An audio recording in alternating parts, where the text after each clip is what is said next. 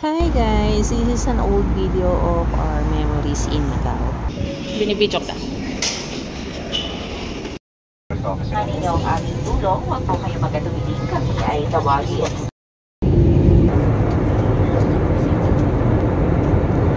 Video.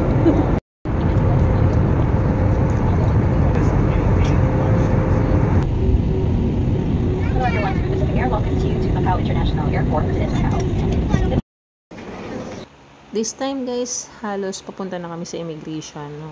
Tapos later, palabas na rin kami ng airport. Bus AP1X. Guys, from AP1X na bus, mag-transfer kami sa entry bus, ha? Kasi papunta kami sa may, nalimutan ko yung bababaan namin. Basta malapit sa aming hostel. Ay, thank God. Ayan, nakapag-check-in na kami dito sa Family Inn.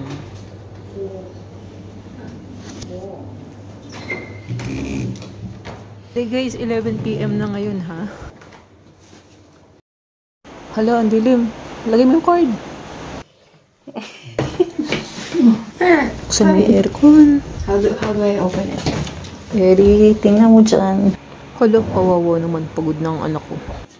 Guys, kung kayo ay tight budget traveler na katulad namin, no, perfect tong hostel na to para sa inyo. Use my clue code nga pala para sa discount. Perfect location to, malapit sa Senado Square. Ang cons lang nito is mahirap makipag-usap sa receptionist kasi Chinese. Good morning guys, it's 7 o'clock in the morning. Papunta raw rin yung ruins of St. Paul.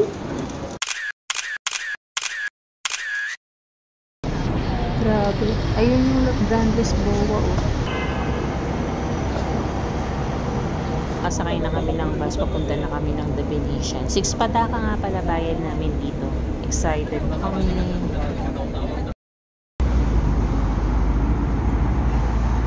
Ayan guys, nakababa na kami ng bus. No, pakita ko lang sa inyo yung area. Dito kami bumaba sa malapit sa City of Dreams. Tapos, katabi niya yung The Londonaire.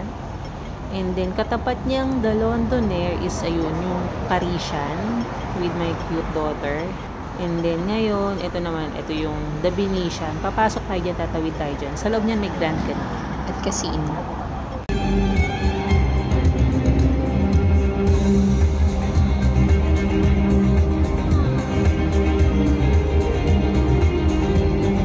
Ayan, guys. Andito na kami sa loob ng The Venetian Food Court. At second meal of the day na namin to. Kanina kasing breakfast ang kinain lamang namin yung bread na baon namin from the Philippines.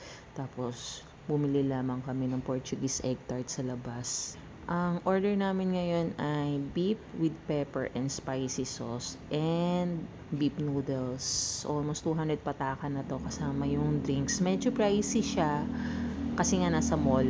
Pero kung tutuusin, mas mura-mura na to kasi kung kakain kami sa Cafe de Coral, 125 per meal each. Ayan, tara, mag-ikot-ikot na tayo sa loob ng The Venetian Casino Resort. Kita nyo yung iconic floor nila, tapos yung ceiling na may painting. And ang isa sa maganda dito yung architecture. Ang vibe niya talaga is parang kang nasa Venice. Tapos, ito yung lobby papunta sa casino and hotel. Tapos, may mga exit siya papunta sa shopping retail stores and papunta sa Grand Canal.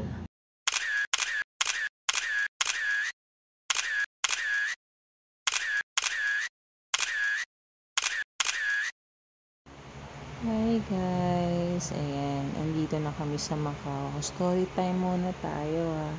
Alam nyo ba, sobrang nag-enjoy yung anak ko dito sa one day tour namin dito sa Macau kasi sobrang dami niyang lugar na pwedeng pagpicturean, tapos magkakatabi lang talaga yung attraction. Hindi siya malaking lugar para maging mahirap galaan. So bigyan ko lang kayo ng idea. Ang entry namin talaga sa aming 4 days and 3 nights is itong Macauang entry point namin. Multi-city kami from the Philippines. to Macau, and then pupunta kami ng Hong Kong soon. And then from Hong Kong, going back to the Philippines. Budget traveler lang kami. Pero hindi kami masyadong pumapasok sa yung may mga bayad na attractions. Kasi, syempre, yun nga, budget travelers lang kami. Pero, bibigyan ko kayo ng idea. Kung Macau lang na magwa one day travel kayo, o halimbawa magkakasino ba kayo? Pero kung hindi kayo magkakasino at magtitingin lang kayo sa mga attraction at hindi kayo pupunta doon sa may mga bayad, I can assure you, para sa isang tao, kasya na ang kasama ng airfare and accommodation. Sobra-sobra pa ang 15,000 para sa one day in Macau. Sobrang ma-enjoy mo na yun. Yun lang. Thanks for watching.